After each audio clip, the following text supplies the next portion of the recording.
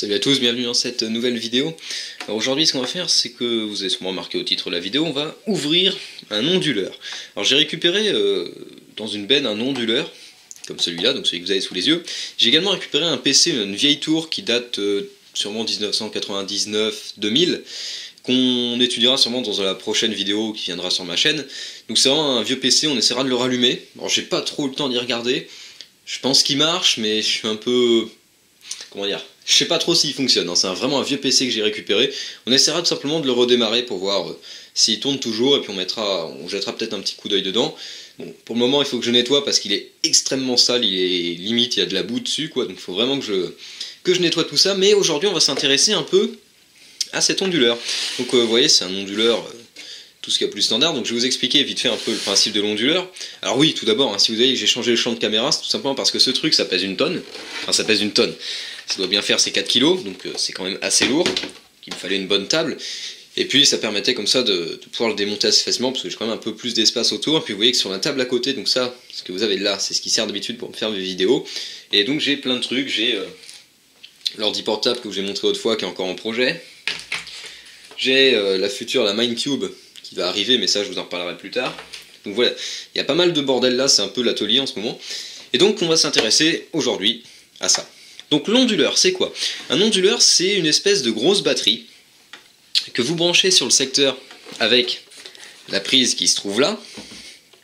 Hop là, donc vous branchez sur le secteur avec la prise qui se trouve là. Au passage, on remarquera qu'il a l'air de manquer le fusible. Donc fusible qui est un fusible 4 ampères 250 volts. Donc apparemment il est plus là. Je sais pas pourquoi. Donc vous branchez ça au secteur et en fait c'est une batterie. Donc en temps normal, ça laisse tout simplement passer le courant, puisque hop là, sur les deux autres sorties qui se trouvent là et là, vous allez brancher votre PC par exemple et un écran. Donc l'écran, le PC, voilà, ce genre de choses.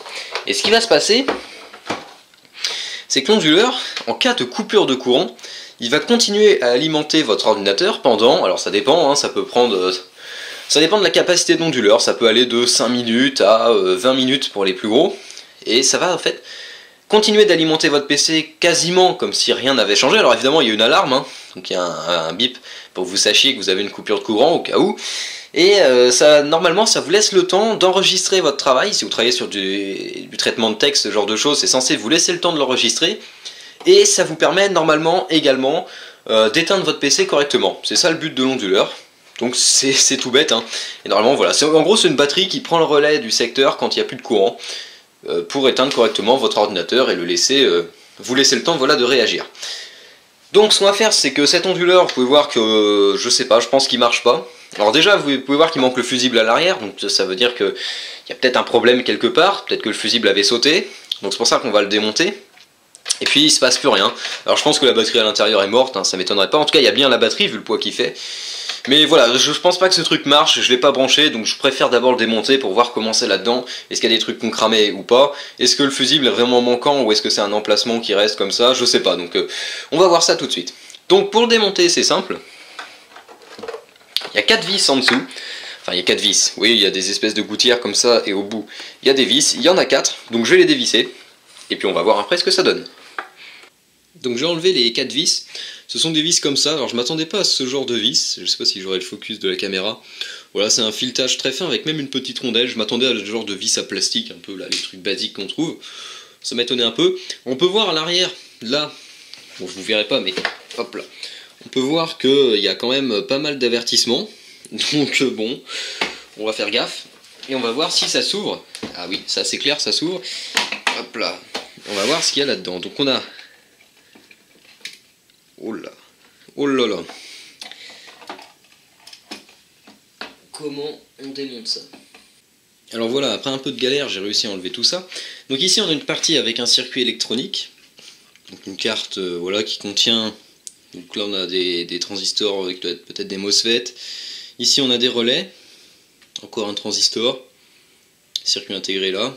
Beaucoup de petits condensateurs, petites résistances, diodes, enfin oui. Beaucoup de petits composants quand même. Donc voilà, ici on a un câble qui était relié à la borne moins de la batterie. Alors le truc a déjà dû être démonté, peut-être la batterie a déjà été changée parce que ce bout de scotch là, ça m'a pas l'air très professionnel du tout. Donc je pense que ça a déjà dû être ouvert. Ici on a deux fusibles. Voilà. Et donc ensuite on va prendre le reste. Alors dans le reste, on a ces deux fils là qui étaient raccordés sur la carte là. Alors le fil noir, pardon, le fil noir c'est parfaitement enlevé. Le fil bleu, qui est sûrement le plus, a fait de la résistance puisque les broches sont carrément arrachées en fait. Donc je ressouderai ça si besoin. Mais voilà, autant le connecteur noir s'est enlevé tout seul, le bleu il a fallu que je force comme un malade et ça a fini par virer carrément les soudures. Donc ici on a la batterie. Donc on va la sortir juste après pour voir qu'est-ce qu'on a là-dedans. Ici on a un transformateur, donc c'est donc un transfo qui est directement raccordé au secteur et qui sort deux tensions. Donc je pense que c'est les tensions qui servent à recharger la batterie, ou peut-être à prendre le relais, ou il sert de convertisseur. En fait ce transistor, vu les nombres de fils qui sortent du transistor, je sais pas si vous voyez, mais il y a beaucoup de fils à sortir par là, je pense qu'il sert un peu à tout. Donc il convertit le courant qui rentre pour charger la batterie et pour alimenter le circuit. Il convertit le courant qui sort de la batterie pour en faire du 220 et le renvoyer vers... Enfin oui, parce que ça doit passer par là bien évidemment entre eux, hein, mais pour ensuite le renvoyer vers les sorties. Enfin je pense qu'il a plusieurs usages. Donc ce qu'on va faire c'est qu'on va enlever la batterie, puisqu'elle n'a pas l'air d'être fixée. Donc la batterie, bon, on trouve une cosse. La cosse positive bien évidemment. Alors est-ce qu'elle va s'enlever comme ça ? Ici on a un fil qui est raccordé là-bas.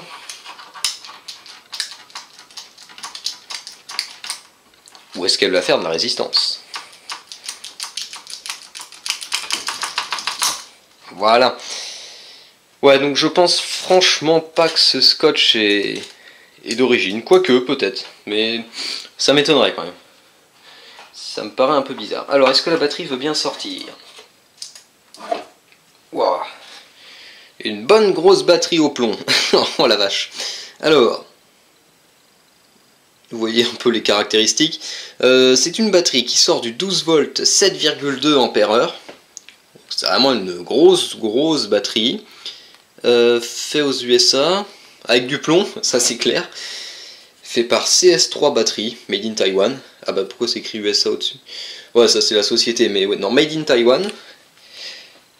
Et bah voilà quoi, c'est de la big batterie quoi. Ça fait son poids, ça c'est clair. Donc voilà pour la batterie. Donc je pense que généralement la raison qui fait qu'on jette un onduleur, c'est que la batterie est morte. Donc normalement s'il y a du courant, il est contenu là-dedans. Maintenant on va voir ce qu'on a par là. Alors est-ce que... Alors lui il doit être vissé par en dessous, ou calé, je sais pas trop comment. Ouch. Je me suis piqué avec un truc. Alors il est pas vissé. Il est fait par Shuang Shung Shuk Electronic. Aucune idée, j'ai jamais vu ça. Jamais entendu parler d'eux. Et donc, ah oui d'accord, il s'en va carrément. Donc après il nous reste la carcasse avec des fils. Et il reste un énorme transfo. Donc je suppose que là on doit avoir peut-être des entrées. Et là les sorties. Aucune idée, je sais pas. Il date de 2002 toujours. 24/07/2002. Aucune idée.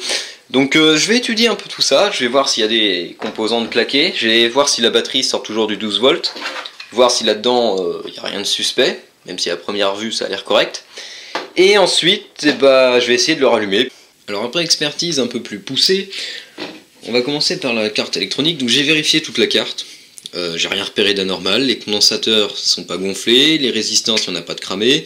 J'ai vérifié bien sûr les deux fusibles qui se trouvent ici, les diodes c'est pareil, enfin tout semble ok. J'ai ressoudé ma cosse que j'avais virée, donc elle c'est bon, elle est revenue, donc aucun problème, enfin visuellement, hein, c'est RAS pour la carte. Le condensateur, donc j'ai remis en place, lui bon, de toute façon je vois pas trop ce qu'il pourrait avoir comme problème. Par contre il y a quand même un gros problème avec cet onduleur, c'est la batterie, puisque on est bien sur une batterie de 12 volts.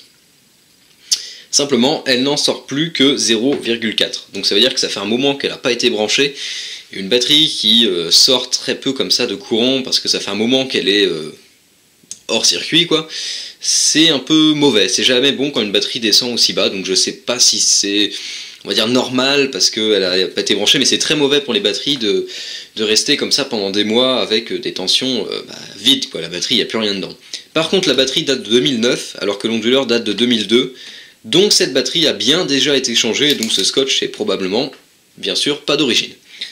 Donc ce que je vais faire, c'est que je vais tout remonter, et puis je vais le brancher, on verra bien ce qui va se passer. Alors j'ai fait un remontage complet, comme vous pouvez le voir, j'ai tout rebranché, à peu près comme il faut. J'ai revissé tout, et j'ai essayé bien sûr de le brancher, mais rien du tout. Alors je suppose que c'est parce qu'il manque le fusible à l'arrière. Donc ce que je vais faire, c'est que je vais essayer de lui trouver un fusible d'une valeur proche de celle d'origine, c'est-à-dire 250 volts, 4 ampères. Pourquoi? Parce que s'il n'y a plus le fusible là, soit quelqu'un l'a piqué, pourquoi pas, soit c'est parce qu'il avait sauté, et s'il a sauté, c'est-à-dire qu'il y a un problème électrique. Donc soit c'est parce qu'il y a eu la foudre ou je sais pas quoi, et donc ce fusible a bel et bien sauté, donc là bon c'est pas vraiment un problème, mais ça peut être également un problème électrique à l'intérieur de l'onduleur qui fasse que le fusible est sauté. Donc c'est pour ça que je vais essayer de lui retrouver un fusible à peu près de la même valeur, c'est-à-dire 3, 4, peut-être 5 ampères en 250 volts, et après j'essaierai de le rebrancher, tout simplement. Donc voilà, je pense qu'on a un peu fait le tour de cet onduleur. Vous voyez, c'est très basique, hein. Un transfo, une batterie, une carte électronique qui gère tout, et c'est tout, il n'y a pas grand chose de là-dedans. Et puis bon, voilà, récupérer des onduleurs, ça n'a pas beaucoup d'utilité, parce que généralement ils sont déjà un peu morts, ou alors la batterie est morte, ou je sais pas quoi. Moi c'était surtout pour voir un peu ce qu'il y avait dedans, je n'en avais jamais démonté. Mais on pouvait toujours tester, hein. Des fois on pouvait trouver des très bons modèles, et puis c'est juste la batterie qui est morte, les batteries ça se rachète, et ça change, donc voilà, mais des fois c'est quand même un peu hasardeux de récupérer des onduleurs. Donc voilà, sur ce, je vous dis salut à tous, à la prochaine, et puis la prochaine fois, on rénove un PC, enfin on rénove, on redémarre un vieux PC que j'ai récupéré en même temps que ça. Voilà, donc salut à tous.